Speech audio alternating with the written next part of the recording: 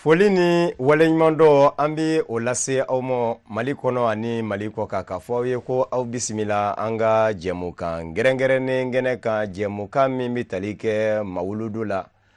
n'o y'an kuntigi Muhamadu nɛɛma ni kisi bɛ a ye ka bangeni mawuluda édition 2020 Mali faaba la Bamakɔ Mali silamatɔnw ka fara ɲɔgɔn kan jɛkulubaw Conseil islamique du Mali Maniema Mali silama diinɛ ɲɛmaaw ka fara ɲɔgɔn kan jɛkuluba groupement des leaders spirituels musulmans du Mali Maniema silamɛya dɛmɛtɔ ansaruw ɲɛjɔyɔrɔ a Seyida Sherif Usmani Madane Haidara dafɛ san o san diɲɛma bi kunda Bamakɔ ka o de n'a sera ka ɲina denguni o bolodara bangeni kɔfɛ stade du 26 mars ndolanci kɛnɛba kan ka minɛ ka fa iko dakɔnɔ ɲi bɛɛ lajɛlen ye ɲɔgɔn sɔrɔ ye silamɛya dɛmɛtɔ fédération ansardine international fadi a bi labɛnw kɛ ka jama bisimila o n'a sera kan jɛkulu min sigi bɛ sen kan ka ɲɛsin ko yɛrɛ labɛnni mu an ni olu ye ɲɔgɔn sɔrɔ ka kɛnɛ datigɛ labɛnw minnu kɛra nisɔndiyaw minnu bɛ yen ka ɲɛfɔli kɛ an ye olu la ka bɛn ni tarata novembre kalo tile 3 ye stade du 26 mars ndolanci kɛnɛba kɔnɔ mawuludu denkundi ni an donnen ndolanci kɛnɛ kɔnɔ an ka ɲamada n'ala sɔnna an bɛ se ka min fɔ an nisɔndiyara parce que n'i ye mɔgɔw wele ni mɔgɔw bɔra k'i jaabi foyi t'o kɔfɛ nisɔndiya kɔ ala sɔnna an y'a laɲini wa a kɛra fana o hukumu kɔnɔna na weleda in kɔnɔ an ye wele min da mɔgɔ caman y'a jaabi wa mɔgɔ sugu caman y'a jaabi précisément ne yɛrɛ ka poste n'o ye partenariat ye an tun y'a laɲini an ni mɔgɔw ka se k'an bolo don ɲɔgɔn bolo ka baara kɛ ala sɔnna a ma mɔgɔw y'an jaabi i n'a fɔ Malitel i n'a fɔ Baramali i n'a fɔ Samamonɛ o n'a ɲɔgɔnna société minnu bɛ yen nɔ ani Ovivo ala sɔnna ma an n'u jɛra ka baara kɛ ɲɔgɔn fɛ ala sɔnna ka su in na jɛra an na an bɛ denguni na o la a bɛ wajibiya an kan an ka bɔ an ka foli k'u la u nana ka n'u yɛrɛ yira an ka kɛnɛ kɔnɔ a diyara an ye foli de don min ni dan t'a la fiyewu vraiment an ma dan sɔrɔ o la vraiment ni wele kan bɛ an bolo ani nisɔndiya b'an bolo o ye nin yɔrɔ in de ye k'a foli kɔmasegin ka ɲɛsin an baarakɛɲɔgɔnw ma ni ala sɔnna ma société entreprise minnu bɛ yen nɔ ni u ɲɛ bɛ banderolu la terrain kɔnɔ n'a ka d'u ye u ka na ni u tɛ nacogo dɔn a la u k'a dɔn da de yɛlɛlen don anw bolo sabu anw ye jamatigiw ye o la n'i b'a fɛ ka n'i yɛrɛ yira an ka kɛnɛ kɔnɔ an b'a fɔ ko basi foyi tɛ a la an ka da yɛlɛlen de don n'ala sɔnna ma mɔgɔ o mɔgɔ bɛ yen ko i ye feerekɛla ye sira bɛɛ fɛ ni mɔgɔ b'a la ni k'i yɛrɛ yira an ka kɛnɛ kɔnɔ basi foyi t'a la n'i nana an bɛ fɔ ka bɛn kɛ a la n'ala sɔnna a kɛra banderole ye a kɛra i ka matériel feereli ko a publicitéw bɛ kɛ kɛnɛ kɔnɔ n'ala sɔnna o weledakan de b'an bolo minnu b'a faamu olu k'a faamuya. Nisɔndiya b'an na an fari fununen don nisɔndiya min b'an na o ye ka ala barikada fɔlɔ ala min sɔnna ka nin waati ninnu yira an na sabu ani maa caman y'a kɛ salon olu tɛ nin kɛnɛ kan an bɛ dugawu kɛ ala k'u bɛɛ dayɔrɔ la nisɔndiya min bɛ fara o kan o de ye k'a fɔ vraiment mɔgɔw bɔra fan bɛɛ kan n'i y'a lajɛ an bɛ waati min na coronavirus don mais n'a ta bɛɛ lajɛlen terrain fan bɛɛ minɛna k'a fa mɔgɔw la n bɛ dugawu kɛ bɛɛ nana hɛrɛ la cogo min na ala ka bɛɛ segin hɛrɛ la ten et puis labɛnw fana na ni ala sɔnna a ma yɛlɛmali bɛ ka don a la tagalen ɲɛfɛ a bɛna ɲɛnabɔ kosɛbɛ i yɛrɛ mana yɔrɔ labɛn cogo yɛrɛ lajɛ a décorer cogo a n'a fɛn cogo a bɛ mɔgɔ nisɔndiya. lakana tigilamaw olu kun bɛ yen olu fana kɛrɛfɛ maa minnu bɛ yen ni olu jan bɛ mɔɔw ka kɛnɛyaw la n'o ye protection civile kun gɛn kun bɛ ka maa sɛbɛkɔrɔ bɔ jango u bɛ se k'u jan don naba bɛɛ lajɛlen la cogo min stade du 26 mars ndolanci kɛnɛba kɔnɔ olu kɛrɛfɛ kɛnɛya tigilamaw fana kun bɛ yen kɛnɛya tigilama minnu fana kun bɛ ka maaw jateminɛ kunnafoniw y'a jira k'a fɔ ka daminɛ bangeni na ka na se denguni ma ala barika la baasi ma ko foyi ma maa sɔrɔ min bɛ se ka taa ka maa bolo dan wali kelen ka kɛnɛya tigilama bolo da o b'a jira k'a fɔ baaraw bɛɛ lajɛlen kɛra u kɛcogow la maa minnu fana nana maa sabalilenw kun don ka sabu kɛ ala ko dala ni maaw ye ɲɔgɔn sɔrɔ sabali o bɛ ɲini bɛɛ fɛ wa mawuludu jama a kɛra sabali jama ye an ka jɛ k'a ɲɛmada protection civile maa ɲɛma ani commission santé min yɛrɛ bɛ silamɛya dɛmɛtɔ fédération ansardine international kɔnɔ o kɛnɛya tigilamaw an ka ɲɛmada olu ka fɔtaw fɛ. Depuis an ye baara in daminɛ depuis bangeni don fo ka na bila bi an bɛ yɔrɔ min na an bɛ se k'a fɔ an bɛ ala tanu an tɛ se k'a fɔ an ye gɛlɛyaba sɔrɔ a kɔnɔ nka i b'a sɔrɔ toujours labɛn minnu b'an bolo o de b'a kɛ fana ala bɛ se ka dɛmɛ kɛ an ye ka da o kan parce que i bɛ taa sɔrɔ stade in yɛrɛ kɔnɔ stade in seleke 4 bɛɛ la i b'a sɔrɔ comité santé ka cabinet dɔ bɛ yen donc dɔgɔtɔrɔ b'a bɛɛ kɔnɔ donc o kelen fana don hali na an taalen ziyara kɛyɔrɔ la i b'a sɔrɔ commission dɔ bɛ yen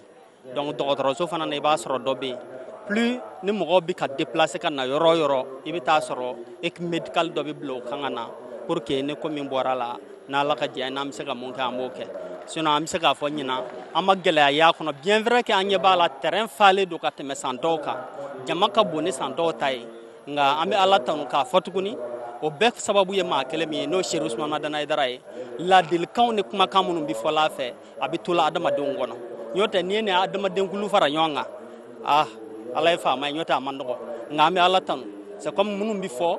jama bɛ k'a lamɛn jama bɛ ka baara kɛ n'a ye o de b'a to n'a fɔra mɔgɔw ka dan yɔrɔ min n'u danna yen a ka ca ala fɛ baasi foyi tɛ bɔ a la an ma baasi foyi fana y'a la depuis an y'a daminɛ fɔ an bɛ yɔrɔ min na bi n'o ye degundi su in ye n'ala sɔnna fana sini fana an bɛ nin labɛn ko kɔlen in na komi i b'a sɔrɔ yɛrɛ su in na labɛn bɛ to sen na fo sini comme dugawu kalan bɛ yen n'ala ka jɛ i b'a sɔrɔ ka o ka yera i bɛ taa sɔrɔ an b'a fɔ o tɛ baasi ye c'est comme mɔgɔ yɛlɛla an sen kan bon olu tɛ kobaw ye quoi donc c'est pour dire que ka jugumanba tɛ yen k'an ye mun lakɔlɔsi k'a fɔ an ye mun lasɔrɔ o ma y'a kɔnɔ donc komi jama mana fara ɲɔgɔn kan tuma bɛɛ mɔgɔw bɛ yɛlɛ ɲɔgɔn sen kan dɔw senw bɛ se ka basi kɛlen dɔw talonna fɛn dɔ la donc olu kɔnɔ olu b'a kɔnɔ sinon k'a fɔ an ka accident y'a kɔnɔ mun qui est très grave an m'o ye voilà d'accord an ka kumakan laban an bɛ mun fɔ dɔrɔn an bɛ foli fɔ ka sin Serifula télé mɔgɔw ma kosɛbɛ k'a sababuya kɛ aw de bɛ nin image ninnu ta mɔgɔw bɛ se ka faamuya caman sɔrɔ a kɔnɔ donc a bɛ kɛ sababu ye mɔgɔw bɛ se k'a dɔn ni labɛn bɛ se k'a kɛ. An bɛ kɛnɛ kɔnɔ 26 mars la an bɛ wajuli kɛyɔrɔ la an bɛ barika da Ala ye an nimisi wasalen don fana parce que tɛmɛnen la lɔgɔkun tɛmɛnen an kun y'a fɔ mɔgɔw ɲɛna a fɔra nin jabaranin kelen na ni mɔgɔw ye an ka mobili natɔla ye u ka sira di n'u ye sira minɛ cogo cogo ni mobili nana n'a ye mankan bɔ u ka sira di su in na ɲɛ b'a la o taabolo ka ɲi o ye kelen filanan fana mun ye tuguni mɔgɔw sigilen bɛ cogo min na ni alhamdulilayi fila dɔrɔn de banala olu yɛrɛ fiɲɛ tigɛr'u la dɔɔnin de donc an y'u don an ka ambulance kɔnɔ u bɛ ka fiɲɛ d'u ma u furakɛ après u bɛ taa o fana bɛ faamuya parce que dɔw bɛ yan depuis sɔgɔma u sɛgɛnnen de don donc an kɔni bɛ barika da Ala ye pour le moment fɛn ma kɛ fɔlɔ mɔgɔw taabolo fana ka ɲi tuguni donc n bɛ welewelekan mun fɔ ni a bɛɛ banna pewu wajuli banna hiji banna sini duwawu mana don ni mɔgɔw bɛ segin ka t'u ka so u k'u jija u ka taa so ni ladilikan minnu bɛ f'u ɲɛna sécurité mɔgɔw fɛ a ye taa nin sira fɛ u ka t'o fɛ dɔw kana fɔ k'a bɛ bɔ dɔ ka don ni mɔgɔw tora ka ɲɔgɔn kunbɛn da la o de bɛ na ni tiɲɛni ye donc ni bɔli bɛ kɛ bɛɛ ka bɔ ɲɔgɔn fɛ ou bien n'i bɛ fɛ ka don i k'i jɔ fɔlɔ n'u tilala tuma min na e bɛ sɔrɔ ka don donc minnu fana bɔra fo yɔrɔ jan na an bɛ dugawu kɛ Ala ka u ɲuman sigi mais u ka taa ɲɔgɔn fɛ o de ka ɲi yɛrɛ u caman nana ɲɔgɔn fɛ an bɛ fɛ u ka taa ɲɔgɔn fɛ o fana cogo la ten convoi la o b'a to lakana bɛ sabati kibaruya ɲuman bɛ sɔrɔ fana ka tila ka dugawu kɛ Ala ka san wɛrɛ ta jira an na si ni kɛnɛya la voilà an ka foli bɛ Seru bon an ka mɔgɔ 70 de bɛ yan su in na ka an ka ambulance 2 a n'an ka tasuma faga mobili a n'an ka mobili fitinin ninnu 4x4 ninnu o den 4 o de bɛ yan su in na. I ni ce. An ni ce. Ka foli b'a la. Ka sanga ni fɔlɔmaw ni labanamaw kuntigi Muhammadul Mustafa nɛɛma ni kisi bɛ a ye ka bangeni ye silamɛya dɛmɛtɔ Fédération Ansardine Internationale FADI Mali silamatɔnw ka fara ɲɔgɔn kan jɛkuluba au Conseil islamique du Mali ma ɲɛma Mali silama diinɛ ɲɛmaw ka fara ɲɔgɔn kan jɛkuluba groupement des leaders spirituels musulmans du Mali ma ɲɛma silamɛya dɛmɛtɔ Ansaru ɲɛjɔyɔrɔ Seyyada Sherif Usmane Madana Haidara ka wajuli kɛnɛ kan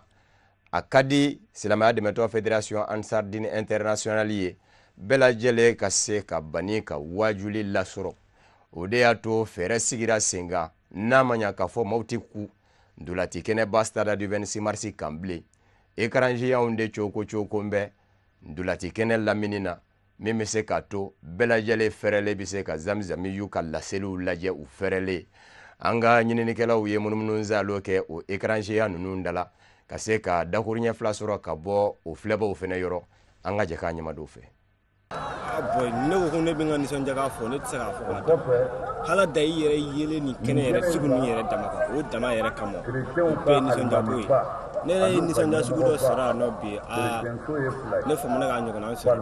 i yɛrɛ mɔgɔ i mana kɛ maa nasɔn dɔ fɛ n'i yela ni jama nasɔn ninnu ala da o dama ma o bɛɛ ye nisɔndiya dɔ ye o bɛɛ hɛrɛ fana ye ka lase ɲɛ ma ne ye nafa min sɔrɔ n'i y'a to yan nɔ sa a ka jan ne kun dama ye a ka jan ne kun dama ye a ka jan ne de ye kelen dusufɛn nin bɛɛ de ye dusukun de ye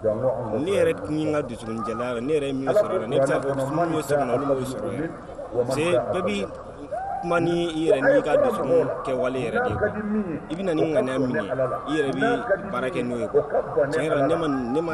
dan sɔrɔ bon ne don na ala kana foyi kala diɲɛ sosigi min yɛrɛ kɔnɔ ala kana foyi kala wa ala k'a minɛ an kɔrɔ ala k'a minɛ an kɔrɔ ala k'a bila kura kuntala ja kan anw tilenna anw tile o na anw dɔgɔninw tile n'an mɔdenw tile o bɛɛ ka sɔrɔ a ɲɛna yan nɔ jɛnɛ foyi kana k'ale la. Adamala ni kɔkana a bɛɛ ye kelen n'i y'a kanu kana an sigiya de mɛ i dara ka fɛrɛ a ma cogo min a yeli yɛrɛ de nafa ka bon n nana o de kama kɛnɛ ma mawurudu kɔni a ka ɲi yɛrɛ de a ka d'an ye an nana ala kira kanu de kama kisi ni nɛɛma ba ye sɔlɔlɔ salimu n ka kuma laban a dara ala k'a mɛn an ɲɛ ala k'a mɛn an ɲɛ yarabi a ma ala k'a mɛn ala k'an yɛrɛ kɛ kɔmɔgɔ ɲuman ye m'o de fɔ. An nana an kɔnna mɔgɔ caman ye parce que an ye fitiri seli dɔrɔn an nana an sigilen bɔ yɔrɔ la an tulo b'a la mɛ an ɲɛ t'a la an tun bɛ kɔnɔ ne yɛrɛ kun dalen don place ba bɛ n ko an ka wuli ka na pour que an kɛ karamɔgɔkɛ nin ye an ɲɛ la an kanu b'an na kojugu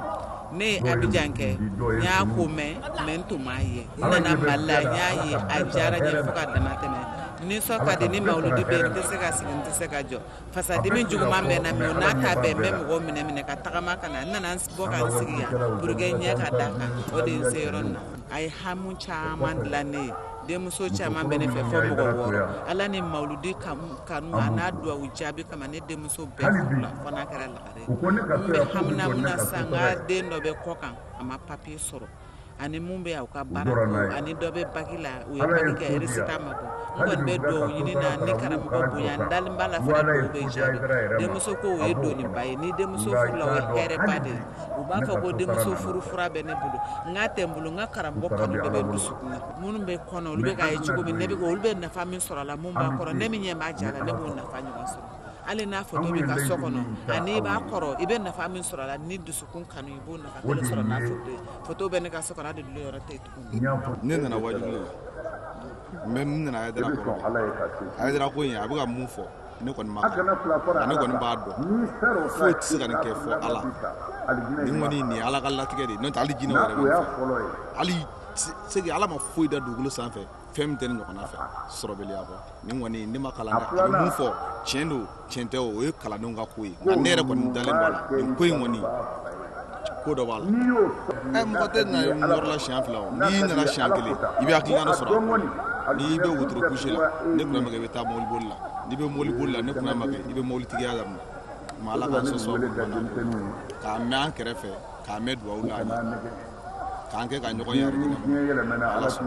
bon kɔnɔna a bɛ se ka kɛ sigiyɔrɔ ka sigiyɔrɔ yen sigiyɔrɔ ka gɛlɛn dɔɔnin ni sigiyɔrɔ ko gɛlɛyara aw yɛrɛ dɔn aw bɛ yɛlɛ ɲɔgɔn kan bɔn sen ka bɔn kun kan i bɛ se ka dimi dɔ kɔrɔ dɔ bɛ se ka dimi kɔrɔ mɛ kɛnɛba bɛ yan i ɲɛ bɛ min na kuru kɔnɔ i b'o kelen de ye anw b'a sigi kɛnɛma ya siyɛn a bɛɛ kelen parce que tulo bɛ kuma kan dɛmɛ ne wari la ne b'a lamɛn n ka telefɔni de la ne jama ka ca n bɛ sigi n ka mɔbili kɔnɔ n b'a docteur don tulo la n b'a lamɛn n ka telefɔni n tɛ jigin yɛrɛ. Mawuludun a diyara an ye fo k'a fɔ a diyara an ye an bɛ karamɔgɔ fo Sijan kɛnɛ laban ɲuman bɛ ala bolo ala k'a da an n'a ma ala kana jugu banna la ala kana jugu sanna la ala k'a mɛn an ɲɛ ala k'a mɛn an ɲɛ ala k'a mɛn an ɲɛ a ye fɛn min fɔ an denmisɛnninw ye masako t'a la an y'a mɛn an b'a kan hali bi an bɛ k'a wale a ye fɛn min fɔ an ye furukɛ bonya kan an b'a kan an bɛ k'a wale hali bi ala ka karamɔgɔ mɛn an ɲɛ ala k'an yɛrɛ kɛ kɔmɔgɔ ɲuman ye kira kanu kama sallallahu rasulu. n'a fɔra ko silamɛya diinɛ an balakaw ti to kɔ ka bɛn ni Makatal Mukarrama don min na silamɛya diinɛ bɛ di an kuntigi Muhamadu ma nɛɛma ni kisi bɛ a ye maa fɔlɔ min donna na a nɔfɛ o ye an balaka ye Khadijatul Kubura wa musola ka kelen nunu de fene ke me ka zuruya no ye aseyada Sherif Usman Madane Haidara ka deme silamaya dine kono kabini domina abora jamana chamanje yamba fe moti kana magodola Bamako ni lasili jarambala ka wiye uya nyina fe akato Bamako ya fobi zamzami ube utoro Bamako ya udeato ambalaka usilamaya demeto Federation Ansardine International fadi kono ujoyoro kabo wabi wele jabe utito kwa mashi ka laido kurakuraya zamzami yuye unini ukan nafolo ka blasilama dine demeni buluka anzera ambalaka do mo kolu fene dasumuzuma nga nyama do fe sondia ere do bankwa ame do ke karamo haidara ye alaka son sijan keneyara alaka lafiya dama alaka kisi koroka desema alaka malinye suma alaka jiyenye suma ya rabbi alaka dunon be segi so herela asani nyogon chama yirana mun fatura alaka hinawra alako mesansa jidili de beke kenena imagine toi jamana to olumanna jamana damadona ndafe jamana na oluma kenen soro mais no olukuna na kenen ngumira ke chogodi abe mogo kabakuya donc abe andan karamo na kafo karamo be minka o de chien ni kibe alaka dine deme ala fene ba bolo do ikoro ka ka dine sankorota donc maulidi ko indam neni sanche jidili drone bala donc ni sonja de benena abenda karamo la ansa dini chemi wilendo ka joka ka gleki bo alai kabe ala tala ka dine deme ode an karamo ni kere nyogona be jamana fantan nani bela jele fe sous région bela jele na ami ala fola ko sebe ka ala wala nyando ala min sona ka ambulance sirenga amu ala fo ami klaka foli belebele segi anga sababu mamu ni mingi bamara nde mingera sababu mai ama le fo ko sebe donc mawro an soja asaka fogaba asige ka sawya ke muye kana inyeda ala kira modenge anaka dema sanmanka kana inyeda oluka doron olu yere obe odoron be ni soja ko bo mawru fana kundugole kundo angunda don kana ga sababu ye ka obo kenamo ka nani hamuye ala kani hami gira ala bison hamu bigla an yɛrɛ bɔra yɔrɔ jan de la sira jan de do pour que kana mawludu bangeli kan karamɔgɔ kɛrɛfɛ a n'a ka denbaya o ka se ka k'anw yɛrɛ bolo dalu ye lahara don an bɛ jama bɛɛ lajɛlen fo an bɛ dugawu de kɛ ala ka si jan ni kɛnɛya d'a ma ala ka bolo mɛn a ka baara la aw yɛrɛ minnu bɛ tuma fɛ aw rajula baarakɛla an bɛ dugawu k'aw bɛɛ lajɛlen ala ka bolo mɛn a ka baara la n'a nana an ka telefɔni na an b'a ka journal lajɛ k'a ka émission bɛɛ lajɛlen a bɛ ɲɛnafin bɔ an na fo ka tɛmɛ a dan kan an bɛ dugawu de kɛ ala ka bolo mɛn a ka baara la jama min sera yen nɔ ala ka bɛɛ nana cogo min na ala ka bɛɛ segin ni ɲuman hɛrɛ ni bari na. Bon dakuruɲɛ fila min bɛ ne bolo ka ɲɛsin nin kɛnɛ in ma o tɛ dɔwɛrɛ ye k'a ɲini ala fɛ mɔgɔ mɔgɔ sen y'a se kɛnɛ in kan fɛn fɛn nana ni hami o hami ye ala ka bɛɛ lajɛlen hami dilan fɛn ma mɔgɔ min natɔ sɔrɔ o kana mɔgɔ si tatɔ sɔrɔ ala ka sijan ni kɛnɛya di an karamɔgɔ yɛrɛ ma ala ka bɛɛ ɲuman don ala ka mali lakana ka bɔsiya juguw la ala ka mali segin a cogo kɔrɔ la. Vraiment nisɔndiya dɔrɔn de bɛ anw na nin kɛnɛ in kan k'a ye k'a fɔ an kuntigi n'o de ye kiraba sanuman ye rasulu ye ale min kɛra an ka sababu ɲuman ye n'an manton kɛra an ye ka hɛrɛ caman kanu n'an ye ni an bɛ kɛnɛ min kan yan su in na a mɔden belebeleba mɔden sanumanba n'o de ye a seyidi serifu usman madani haidara cɛ min ɲɔgɔn sɔrɔ man di diɲɛnatigɛ yɛrɛ kɔnɔ tuguni. san o san an bɛna nin kɛnɛ in kan kɛnɛ in wasolen don kɛnɛ in vraiment ne nana don jaabi la a bɛ jaabi ne na o na vraiment kɛnɛ in a bɛ jaabi ne bolo donc an bɛ ala fo ka Sherifukɛ fo k'a barikada. Cette cérémonie elle est vraiment immense, je suis tellement heureuse donc j'ai le mot me manque pour manifester. J'implore au Tout-Puissant qu'il donne la longévité à chaque Sherif Ousmane Madane Haidara, la santé, la prospérité à lui et à toute sa famille. Bon, vraiment, je suis très contente ce soir d'être au stade du 26 mars pour la célébration du baptême du prophète. Vraiment, je remercie Dieu d'être là. Vraiment, je suis très contente. Vraiment. Que Dieu bénisse tout le monde. Dieu merci. Nous remercions d'abord le guide spirituel qui, grâce à lui, nous sommes ici aujourd'hui. Et vous voyez la foule, comment les gens sont pleins de joie, sont pleins de gaieté. Et nous dirons aussi que c'est le pèlerinage malien. C'est la manière de mettre la Fédération Ansardine Internationale Fadi abe jamana bisaba ani shegi de la bijian kono o jamana bisaba ani shegi nunu kono silamaya dine be ka labasa ufeye ninga laba ka minye maya ere fene ko juru chani ni maya serau laliye maya tita feminu ngo na manya ka fo nyonde me fene fanga ka bo silamaya de meto ansaru yoro kene ya so jonu nyona ulu be ka ke o jamana ula mauludu fene fe o jamana bisaba ani shegi fene bi ye keneka anzira ka dow soro minu mena ye u ka farifuni jira ana anga je ka nyama daw fe bon ambe ala fo kala barkada ala min sona ka bangelike an keneyana fo kana dengulu irana ko te keni sababu te an karamo na ka demaya ambu fo ka duwa kuye ka duwa nyunu fe tuma don la al nu klotana ala klobana si jani kenan labango juma ala ko di anuma anta foble mauldu ama foko yiti parce que o dalu jume dia continent bega nyogon soro kene kelenka ni yiti tenema a événement ye quoi donc la amba sanga odema ambe ala fo kala barkada ala min sona ka teremba infa kene mala de falendo wa konna de falendo mo sita do mon falendo ka timunka awre nyame jamala depuis 16h terrain fara donc ambe ala fo ka barkada ani so jale no fene ka o journal su yɛrɛ fo kɛrɛnkɛrɛn la TV Chérif la an b'aw fo ka wale ɲuman dɔn a ka wuli ka jɔ la aw ye an wasa ala k'an n'aw wasa ala ka bolo mɛn aw ka baara la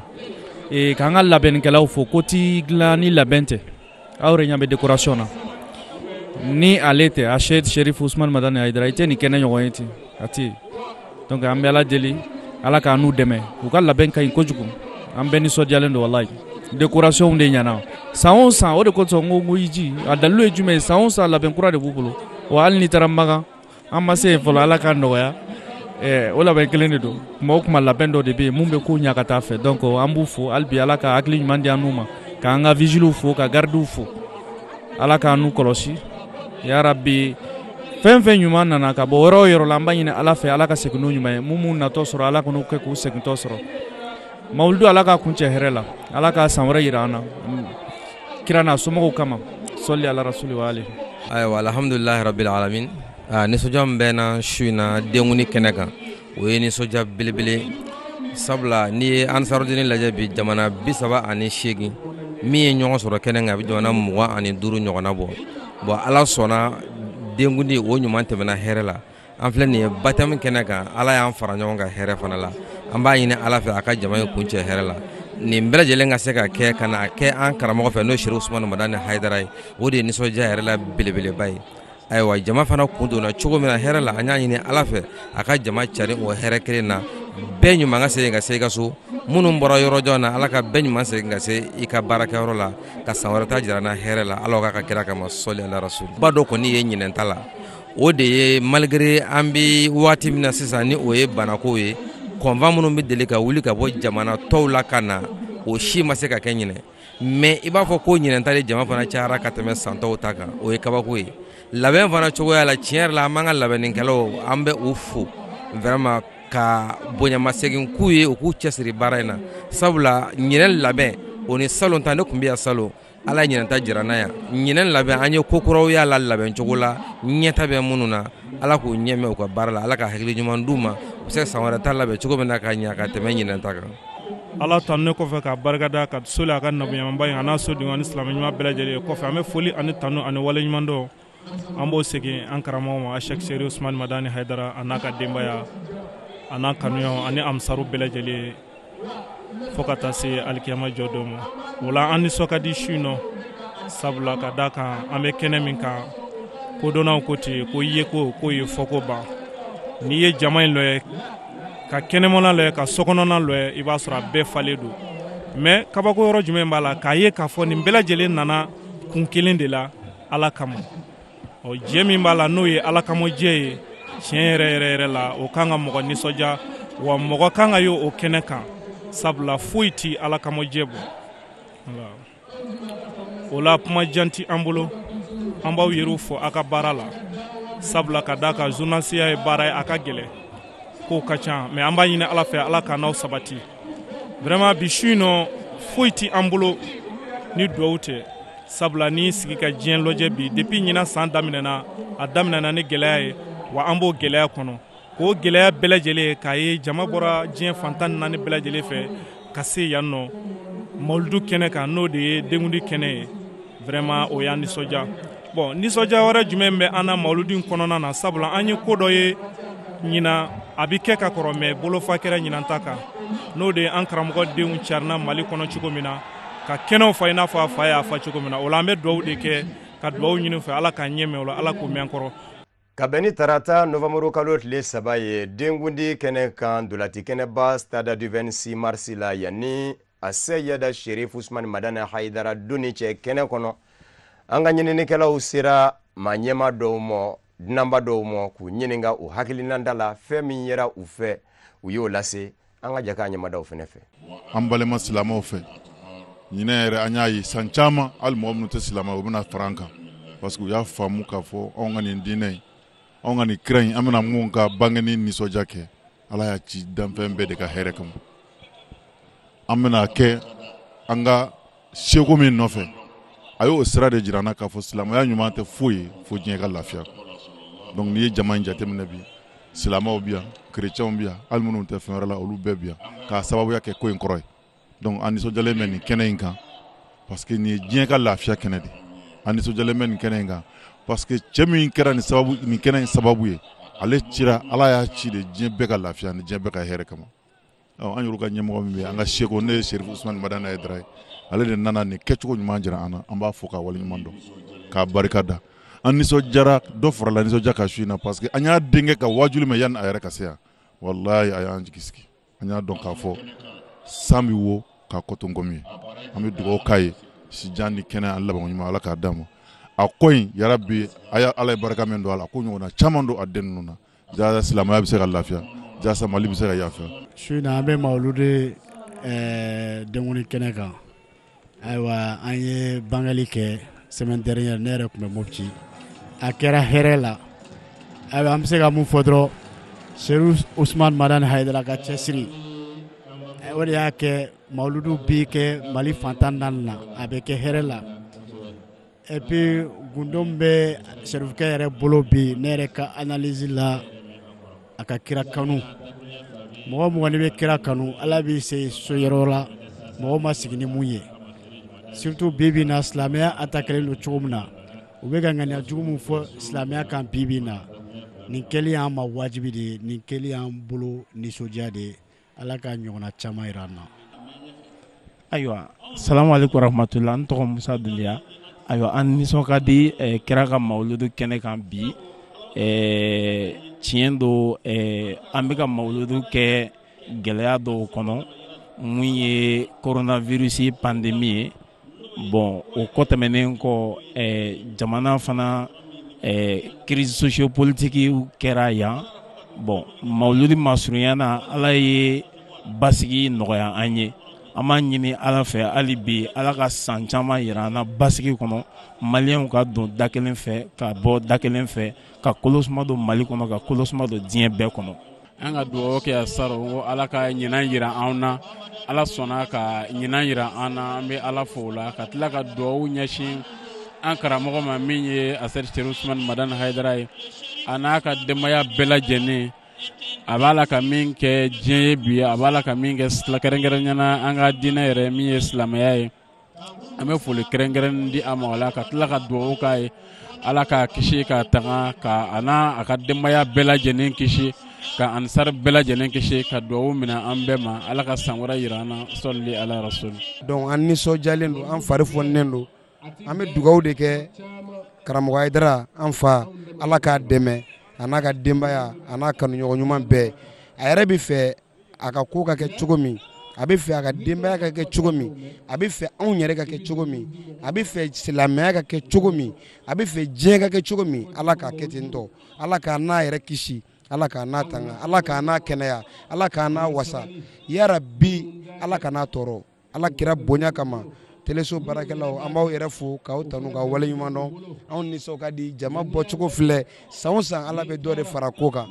donc Ala ni nisɔndiya fɛ an yɛrɛ t'a dɔn an bɛ min kɛ, donc an bɛ Ala deli dɔrɔn Ala min y'an jɛ diɲɛ na a k'an jɛ alijinɛ kɔnɔ, an bɛna wagati min kɛ yan o kɛcogo ɲuman Ala k'o nɔgɔya an ye, limaniya dafalen kan, hɛrɛ kan, garisigɛ ɲuman kan, Ala k'an dɛmɛ, an ka Haidara dɛmɛ, a ka Ala ka diinɛ dɛmɛ, hakɛto b'o kan sɔli ala Muhamadu. Bon n'an nisɔndiyalen don an sewalen don a bɛ san caman bɔ an bɛ mɔludu fêter.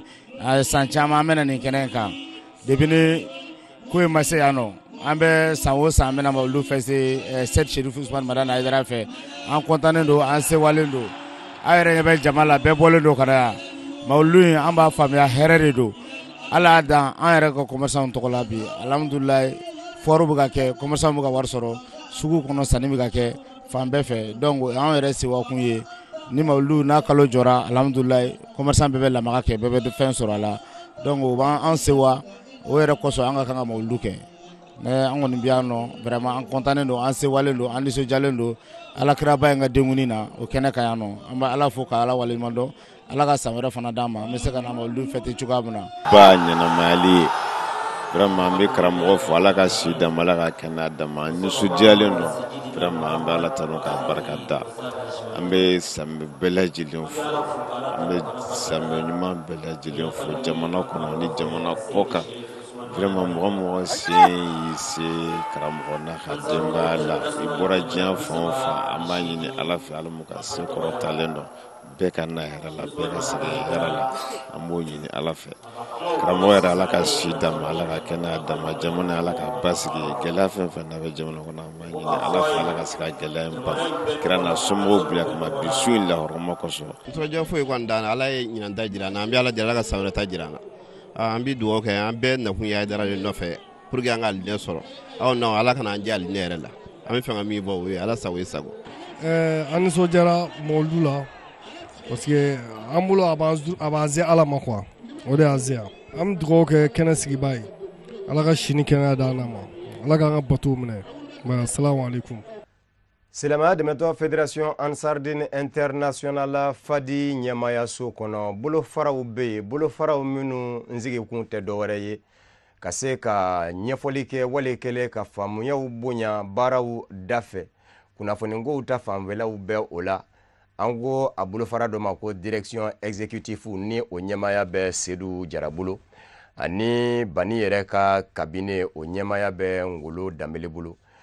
Ninnu ka bolofara ninnu dabɔkun de ye kunnafoniw bɛɛ lajɛlen ka se ka walawala yɔrɔw minnu bɛ yen nɔ ni baaraw bɛ se ka kɛ olu ka k'olu siraw bɛɛ lajɛlen ti jango baaraw bɛ se ka kɛ nɔgɔya la. An sera nin bolofara fila ma ɲɛmɔgɔw fɛnɛ ma, u ye u ka maa minnu jira ni an ni olu sera ka dɔ sɔrɔ ka fɔ ɲɔgɔn ye ni o bɛ lase aw ma, o de filɛ nin ye. An bɛ Ala barikada ka Ala waleɲuman dɔn. An bɛ mɔludu baptême na bi, mais ka kan o ɲɛ fana an bɔra ziyara la dɔ ɲuman na,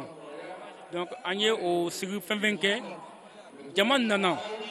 jama cɛyara, mais a bɛɛ tɛmɛna hɛrɛ la, donc ka taa fana mɔludu su fɔlɔ la ka na bila bi la an bɛ Ala barikada toujours parce que an ka dunan y'an sɔrɔ yan ani maa maa bɛ yan jama ka ca, mais an bɛ se ka fɔ alhamdulilayi a bɛɛ kɛra fana hɛrɛ la. Donc là vraiment an bɛ Ala barikada, Ala min sɔnna ka anw da ka anw kɛ mɔdumantonw ye a ma d'aw ma ka tila ka anw tugu Haidara n'a ka denbaya nɔfɛ, donc u ye min fɔ an ye u ye tiɲɛ de fɔ an ye, an y'o tiɲɛ de fana minɛ, donc an tɛ an fari faga o la, donc nin ye kɛnɛ ye an bɛ Ala barikada kɛnɛ min kan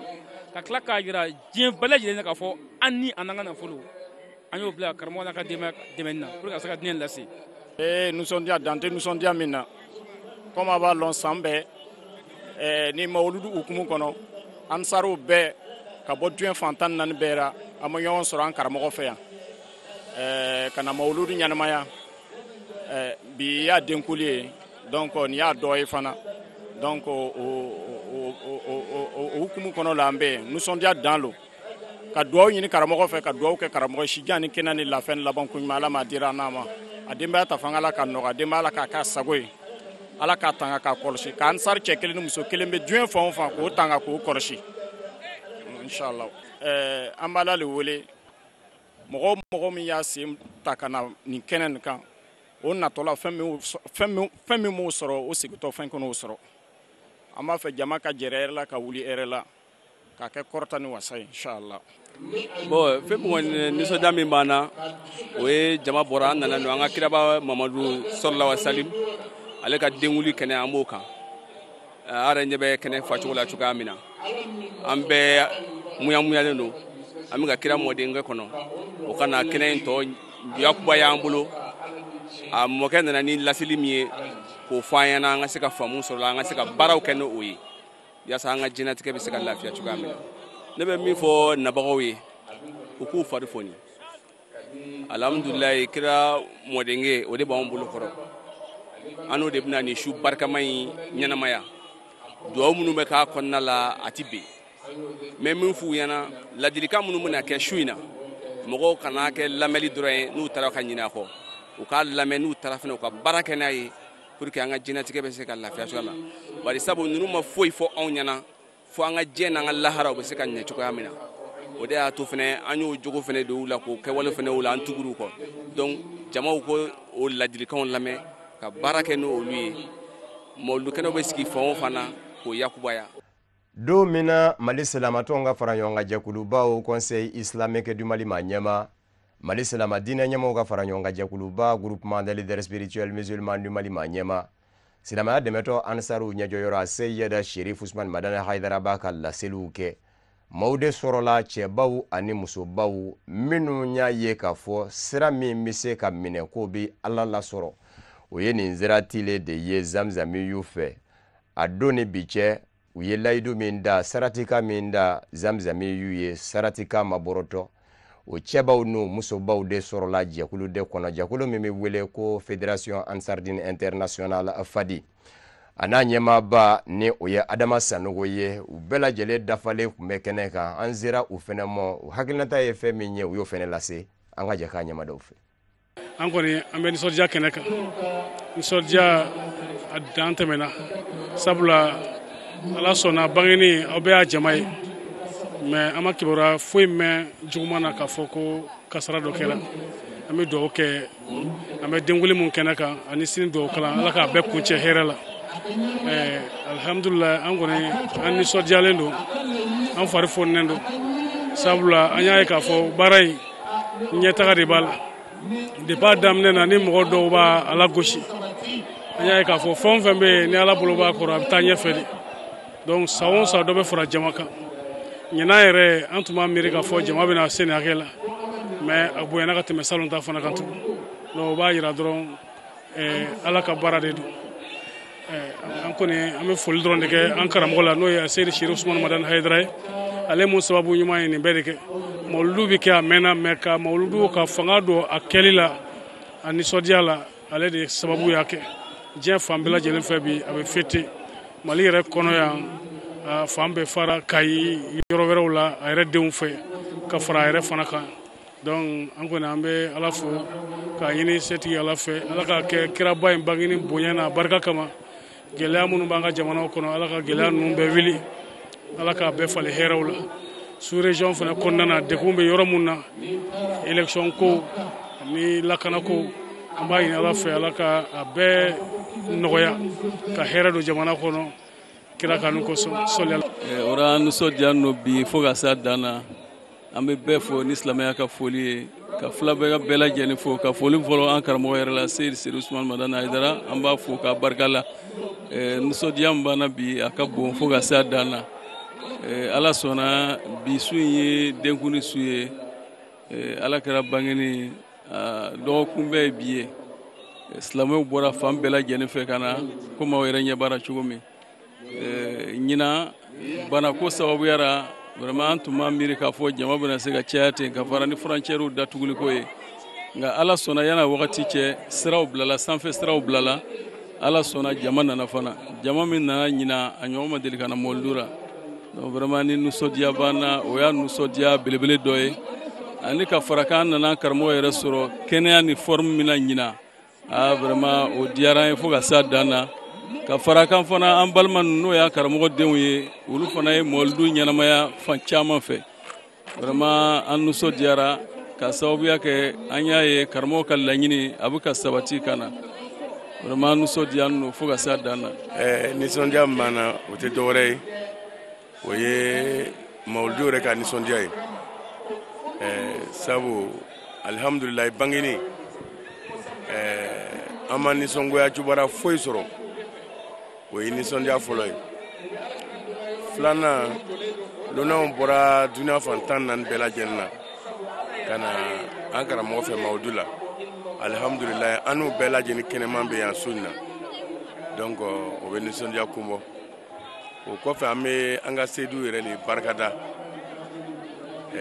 ale min kɛra an ma sababu ɲuman ye k'an fara ɲɔgɔn kan ka diinɛ yɛrɛ sira tilenni yira an na bon o bɛ nisɔndiya kun bɔ bon o baara daminɛ fana ni sisan furancɛba le donna a la n'i ye baara kɛ ni baara ye nɔbɔ i nɔfɛmɔgɔw dɔwɛrɛ t'o bolo ka ala barikada ka tila k'a nisɔndiya i ka ɲɛmɔgɔ ka ala dɛmɛ na donc o nisɔndiya le b'an na dan tɛ nisɔndiya min na bon frontière datuguni o ni nin danfa kelen tɛ ka sababu kɛ karamɔgɔ ya baara ye ala kama baara le a baara nin daminalon o jama tun tɛ nin bɔ jamaw nana jamakulu fo kana se nin hakɛ la an kɔni miira la fana waati nataw la nin jama nin yɛrɛ kuma tɛ sabu a bɛna multiplier hakɛ la ala yɛrɛ bɛ hakɛ min dɔn donc ala kama ko ala le yɛrɛ bolo bɛ a kɔrɔ sinon tiɲɛ yɛrɛ la an tun y'a miiri k'a fɔ ko ɲina jama kɛra san tɔw ta bɔ mais an ma différence ye k'a fɔ ko frontière datugu kɛra sababu ye ka jama dɔgɔya an m'o ye le contraire dɔ le farala jama kan donc u bɛ ala yɛrɛ ka masaya le yira u bɛ an karamɔgɔ yɛrɛ ka alamɔgɔya le yira donc an kɔni y'a faamu o cogo de la kɔfɛ an bɛ dugawu le kɛ sisan an dafɛ jamanaw ye sabu farafinna jamana caman de bɛ yen basigi tɛ yɔrɔ min na k'a sababu kɛ kalafiliw ani ko wɛrɛw ye kɛrɛnkɛrɛnnenya la an yɛrɛ ka jamana b'a la min ye Côte d'Ivoire ye donc an bɛ dugawu kɛ u bɛɛ lajɛlen ye an ye dugawu ɲini karamɔgɔ fɛ a ye dugawu kɛ bangeni su u t'an yɛrɛ fana bali ka dakuruyan fila fɔ voilà an bɛ dugawu kɛ ala ka jamana ninnu bɛɛ lajɛlen basigi kalafiliw kɛra yɔrɔ min na ka dususumaw don jamanadenw dusukun na pour o ye se ka sabari jamanaw ye se ka ɲɛtaga sɔrɔ sabu bɛɛ mago bɛ ɲɛtaga le la. nɛgɛ ɲɛ 22 o y'a sɔrɔ ndolati kɛnɛ ba stade du 26 mars minɛna ka fa iko da kɔnɔ ɲi bɛɛ lajɛlen bɛ nisɔndiya kɔnɔ maaw ɲɛɲaninen don bɛɛ sigin bɛ ka maa kelen de kɔnɔ mali silamatɔnw ka fara ɲɔgɔn kan jɛkuluba au conseil islamique du mali ma ɲɛma mali silamadinɛ ɲɛmaw ka fara ɲɔgɔn kan jɛkuluba groupement des leaders spirituels musulmans du mali ma ɲɛma silamaya dɛmɛtɔ ansaru ɲɛjɔyɔrɔ a seyida sherif usman madane haidara a ka walawalaliw silamaya dinɛ min ni mali silamaya yɛrɛ jujɔn kun bɛ o ka n'a nana ka n'o ta k'o da n bɛɛ da kan a ka se ka sidɔ bɛɛ lajɛlen fɛ k'i da don la k'o walawala bɛɛ sigin bɛ k'o kuma de kɔnɔ zamzamiyu bɔra a ka denbaya dafɛ bangɔni jɛnginɛbugu la k'i kun dan dolati kɛnɛba stade du 26 mars kan furanjɛrɔ alhamidu badini olu kun bɛ yen an ka jɛ k'a ɲamada san o san an kuntigi muhamadu nɛɛma ni kisi b'a ye a ka bangeni bɛ ɲɛnamaya nisɔndiya ni bonya ni karamaw kɔnɔ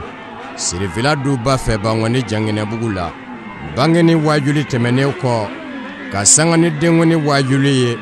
mali silamatɔnw ka fara ɲɔgɔn kan jɛkuluba au conseil islamique du mali ma ɲɛma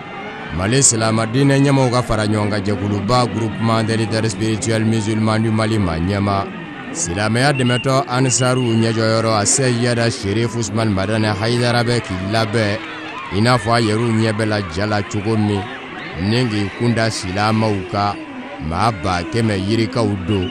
yirimajɔn do la ti kɛnɛba stade du 26 mars kɔnɔ lakanabaw bɛ k'a sɛnsɛ olu bɔn bɛ ka caya jamana ɲɛmaw fɛ nin sen nɛgɛ ɲɛ 22 de sanga 50 22h50 Mali Silamaton ka fara ɲɔgɔn kan jɛkuluba au Conseil islamique du Mali ma ɲɛma Mali Silama diinɛ ɲɛmaw ka fara ɲɔgɔn kan jɛkuluba groupement des leaders spirituels musulmans du Mali ma ɲɛma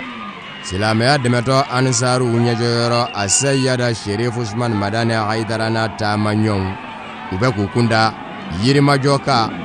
min jama ka bon ni bange ni jama ye bani ka denbaya dala kanubaw bɔ bɛ ka caya maa min ye san caman de kɛ silamɛya ɲɛda saniyali la ni maaninfinw dilali ye ka nikura fiyɛ silamɛya la silamɛya kɔrɔlen a gwɛrɛgwɛrɛ min dara a mɔkɛ sanuma Muhammadul Mustafa nɛɛma ni kisi bɛ a ye nɔna n'o bi hinɛ nɛɛma ko fɔ cɛ ani muso denmisɛn ani maakɔrɔ bɛɛ bi ɲɛnama tɛ ji n kɔ a ka di bɛɛ ye i ɲɛ ka da fɔlɔmaw ni labanamaw kuntigi zuruya kan n'o ye Ba Madani den ni Basi Dan Tarawele den ye a Sayyada Sherif Usman Madani Haidara Tamaningaw den ka bɔ Bangɔni Jɛngɛnɛbugu ka na se Tiga Kare sira bɛɛ mɔ jama kɛmɛ hakɛnda ye fa bɛɛ lajɛlen la min bi kulo o bi kulo ni bani ye min bi Ala wele o bi Ala wele ni bani ye a Sayyada Sherif Usman Madani Haidara min jɔ ye kɔbaw ni babaw tigɛ ka sabu kɛ a ka laseliw ye ma mina ni bani sera pɔn hakɛ la ni ka nɔngɔngari kɛ numan fɛ Tamaningaw ka bazuma na a y'i kunda Bangɔni razɛli kan yen fɛnɛ maaw bɔ ka caya siradaw la Bangɔni razɛli o sirajan kelen nisɔndiya farifoni moto manga ni mobili manga don bɛ ɲɔgɔn na ka maa sɛnsɛn maa min sababula bi ni banabaatɔw bɛ nisɔndiya ka fɔ jigiya bɛɛ ka sabu kɛ kɛnɛyasow minnu jɔra n'a ka laɲini ye Mali kɔnɔ ani Mali kɔ kan ni maaw bɛ ka se ka furakɛ ka sɔrɔ u ma musaka bɛrɛ bɔ laada do Basi Dan Tarawele den a n'a taamaɲɔgɔnw bɛ tɛmɛ nin yɔrɔ in fɛ 6e arrondissement polisiso kɔni yen lakana tigilamaw kɛmɛ ka labɛn sabati ka fa bɛɛ lajɛlen kɛ lakana ye a Sayyada Sherif Usman Madani Haidara n'a taamaɲɔgɔnw u ye Jango Sisoko ka gitɔrɔ minɛ ni kana poyi ka bɛn ni Korofina kɛnɛyasoba ye o b'a sɔrɔ ndolanci kɛnɛba bi kinibolo fɛ mawuludu jɔaba fuwari du mawuludu bɛ sina ye bani ye nɔgɔngari kɛ kinibolo fɛ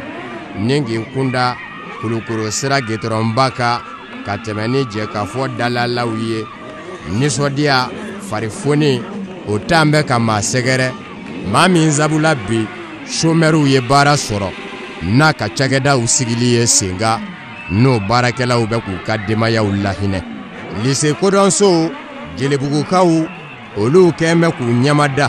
u bɛ ka Mali Silamatɔnw ka fara ɲɔgɔn kan jɛkuluba au Conseil islamique du Mali ma ɲɛma Mali Silama diinɛ ɲɛmaw ka fara ɲɔgɔn kan jɛkuluba groupement des leaders spirituels musulmans du Mali ma ɲɛma Silamɛya dɛmɛtɔ Ansaru ɲɛjɔyɔrɔ a Sayyada Sherif Usman Madani Haidara bɛlɛ k'u ka nisɔndiya jira a la k'a fɔ a sabula bi diɲɛmaa y'a dɔn k'a fɔ diinɛko kɛlɛ tɛ Mali jamana kɔnɔ bɛɛ kun bɛ jamana kɔnɔ sigi la keretiyɛn fara silama kan nin bɛɛ lajɛlen kɛn bɛ ka ɲɔgɔn sɔrɔ Mali in kɔnɔ o farifoni kelen fana don 3e pont la ka tɛmɛ ka taa Sotiba fɔ ka 3e pont minɛ maa min sabula surasiw hakilina tigɛn bɛ i ko ŋɔmi jarana mɔden k'a fɔ u bɛ soni kungo cɛ nka maa bɛ yen min ni malidenw fara bɛ ɲɔgɔn kan k'u dɛmɛ jamana lakana baaraw la ni u ka denbayaw ɲɛji cɛli ye o fasoden ɲuman in sababula silamɛya miliyɔn kɛmɛ o bilala surasiw ka bolo ka dɛmɛ na kɛrɛnkɛrɛnnen ɲɛna an balakaw minnu bɛ yen ni dabama ka wele sera u furukɛw mɔ faso bɔtɔ bolola olu n'u denw jigiya ka ye u ye an k'o jigi sɛmɛnjiriba de mɔ ko a Sayyada Sherif Usman Madani Haidara 3e pont talen ka na poyi Misabugu kan bani a n'a taamaɲɔgɔnw bɛ ka ye dɔ bɛ ka fara jama kan fasoden ɲuman min n'a kɛn bɛ k'a ka nafolo bila faso ka bolo kan k'a ka kumaw ta k'u bila faso ka bolo kan k'a ka kɛnɛyaw ta k'u bila faso ka bolo kan maaw y'o a ye bɛɛ a yɛrɛ dama ni ɲɔgɔn cɛ a ka ɲɔgɔn kanu a ka ɲɛsigi la a ye sabali ɲɔgɔn kɔrɔ k'a daminɛ kunun fɔ bi o wele kelen don fasoden ɲumanya nasira kan maaw bi nisɔndiya n'o tɛmɛ k'a ye kɛ misabugukaw u ye zamzami y'u bonya k'a karama Bamada ni den ni Bashita Tarawele den ka bɔ misabugu fɔ Yirimajɔ dɔ bɛ ka fara jama kan siradaw la farifoni kɔnɔ dolatikɛnɛ ba stade du 26 mars donda maaw bira ka bani na kan ŋunuŋunuŋa mɛn maaw wulila bɛɛ bɛ k'i ɲamada Bamada ni den ni Bashita Tarawele den a bɛ don ni fa jumɛn de ye nka n'a ma ɲa k'a fɔ jama kɛn bɛ dandɛmɛ ye munumunu zalo kɛ man d'a kɔnɔ bilen maa min bɔra nɔɔrɔ la ka laban ka kɛ nɔɔrɔ ye silamɛw sina ka bali k'a ye ndolati kɛnɛ kɔnɔ nisɔndiya bonyanen don farifoni bɛɛ nɛgɛ ɲɛ 27 sanga 40 23h garde dakuru ɲɛ kelen sanga 50 miniti 50 furanjɛrɔ o de kɛra Mali silamatɔnw ka fara ɲɔgɔn kan jɛkulubaw Conseil islamique du Mali ma ɲɛma Mali silama diinɛ ɲɛmaw ka fara ɲɔgɔn kan jɛkuluba groupement des leaders spirituels musulmans du Mali ma ɲɛma silamɛya dɛmɛtɔ Ansaru ɲɛjɔyɔrɔ a Seyida Sherif Ousmane Madani Haidara fɛ ka stade du 26 mars lasɔrɔ o y'a sɔrɔ a minɛn bɛ ka fa i ko da kɔnɔ ɲe Zamzami y'u kɛlen ka bisimila minɛ ndolati kɛnɛ ba falen kɔnɔ ka kɔkanna fɛnɛ kɛ maaw ye laseliw la a b'i da se fɛn caman mɔ nka kɛrɛnkɛrɛnni ɲɛna laada don a fɛ jamana ɲɛmaw bilasiralikan minnu b'a bolo ka ɲɛsin u mɔ ladilikan minnu b'a bolo ka ɲɛsin u mɔ ni ladiyala don a fɛ ka ɲɛsin u mɔ a y'i da don la furanjɛrɛ fanga maa ɲɛmaw kɛrɛnkɛrɛnni ɲɛna a ye fɛn min fɔ ye an ka ɲɛmadaw fɛnɛ fɛ a y'a fɔ transition ye ko san o san Haidara ka wajuli ba la donba su do mawludu do asura do lailatul qadri do ko an bɛ faamaw ka kado di ne bɛ kado min di faamaw ma n y'a f'u ye walahi domaw b'a dɔw bolo misi 20 bɛ faga saga 100 ni kɔ bɛ faga domaw ka yeli la k'a fɔ faama ye o bɛɛ bɛ fa minnu ni mɔriw bɛ ɲɔgɔn fɛ misiw bɛ fa nɔnɔ bariko litiri caman bi san k'a saraka sebe kɛra k'u ka dufa fa a dɔw kora nasi la fo k'u fin ne m'a fɔ nin si ye nkalon ye mais anw bɛ min di faamaw ma k'a sɔrɔ u ma dɔrɔmɛ d'an ma a ka bon ka tɛmɛ doma ka saraka ye ni morikɛ ka saraka kan wallahi faama ala mago t'i ka silamɛya la kɛ kerecɛn ye kɛ yahudiya ye a fɔ ala tɛ yen mais ala ye place min d'i ma faama a labaara tiɲɛ kan bilahi ala b'i dɛmɛ ni diɲɛ bɛɛ bilala contre i kelen ala b'i se u bɛɛ la i bilala yɔrɔ min na k'a kɛ tiɲɛ kan an dun y'a mɛn an ka ɲɛmɔgɔw fɛ bandaw n'a ka premier ministre ko f'u ka jamana in bila tiɲɛ kan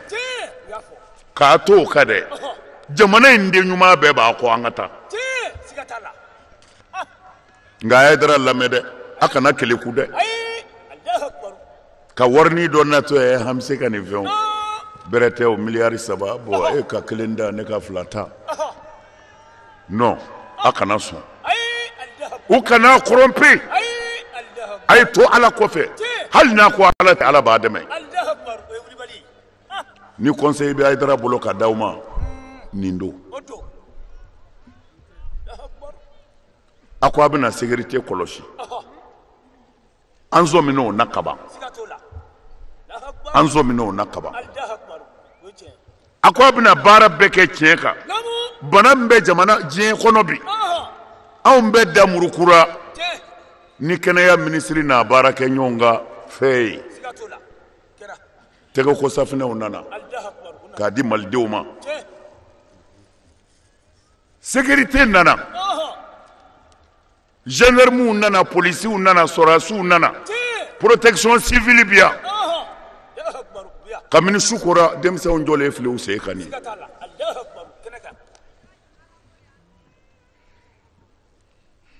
bandaw mon président i jija i n'i ka premier ministre a kana tiɲɛ dɛ ala b'a dɛmɛ wa jamanaden ɲuman bɛɛ b'a kɔfɛ a bɛɛ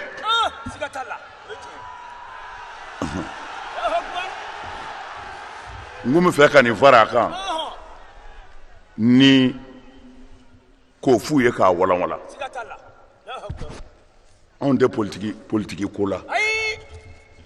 anw bɛ wulibali de fɔ faamaw ye ni min y'a bɔ an da la i b'a ye ne ka maa t'u ka minisiriya la n ka maa tɛ u ka fanga bonda la n'a bɛ yen sini u k'a bila n y'o de fɔ mais an b'u bilasira an faso ye Mali ye aha Mawuludu 2020 an kundigi Muhamadu ne ma ni kisi bɛ a ye ale ka bangeni nisɔndiyaw n'u ɲaɲani kɛnɛw minnu bɛ sigi denguni tarata novembre kalo tile 3 ndolati kɛnɛba kan stade du 26 mars la ni Mali silamatɔnw ka fara ɲɔgɔn kan jɛkulubaw conseil islamique du Mali ma ɲɛma Mali silamadinɛ ɲɛmaw ka fara ɲɔgɔn kan jɛkuluba groupement des leaders spirituels musulmans du Mali ma ɲɛma silamaya dɛmɛtɔ ansaru ɲɛjɔyɔrɔ a Seyyada Sherif Usman Madana Haidara ka walawalaliw ye a kunjara hɛrɛ ani baden la o dugujɛ n'o ye araba novembre kalo tile 4 ye mɔgɔw bɛ ɲɔgɔn sɔrɔ stade du 26 mars la ka dugawu ta kɛ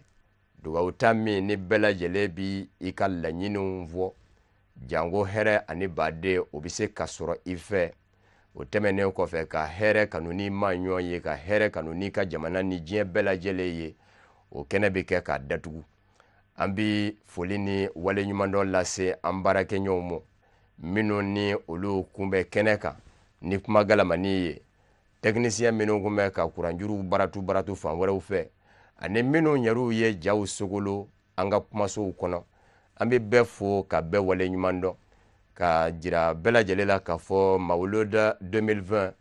a denguni kɛnɛ kunjara nin kunjɛcogo in de la sirifikɛ ka kɛnɛ kan stade du 26 mars ndolati kɛnɛba kan an bɛ jɛ ka dugawu don kɛ laɲiniw minnu kɛra dugawu minnu kɛra ala k'a bɛɛ lajɛlen minɛ ala k'o kɛ Muhammadul Mustafa bonya kama sirifu hɔrɔma kama a Seyyada Sherif Usman Madana Haidara zuriya kama ka fɔlen ninnu bɛɛ lajɛlen minɛ an b'aw fo ka waleɲuman dɔn aw ni ce a ka ɲamadali la